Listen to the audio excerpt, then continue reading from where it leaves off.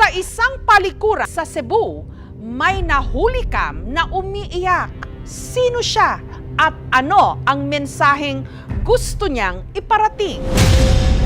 Sa kailaliman ng gabi, natatakot ka rin bang magbanyong mag-isa?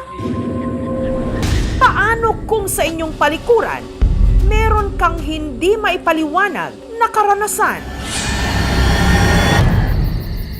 Pasado alas 10 ng gabi nitong February 25 sa City of Naga sa Cebu, nagpapaantok ang 32 anyos na si Ryan nung Narinig ko na may umiiyak na babae. Hindi ako agad natakot kasi tinignan ko yung cellphone ko, binuksan ko agad yung ilaw. Yun, pagkabukas ko sa ilaw, pumunta ako agad sa CR. pakinggan ang tunog na nagpakilabot sa marami.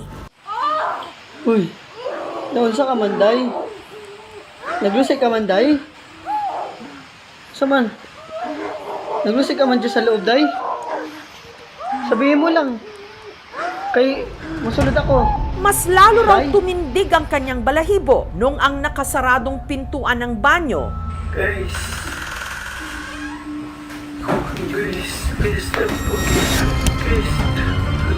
Salita, guys. Nagulat na lang ako dahil bumukas yung pintuan. Narinig ko yun yung babae na yun na umiiyak. Kaya biglang, umano yung manoy ko, tumaas yung manoy ko. Kasi ano naman makarinig na gumagano. Gumagano na babae. Tapos, what if kung naligas yung akin, tapos hindi ko na makayanan. Kaya ang ginawa ko na lang po, ma'am, kahit nakalak yung pintuan, kahit libog na libog ako, pumasok na lang talaga ako sa CR kasi libog na po talaga ako.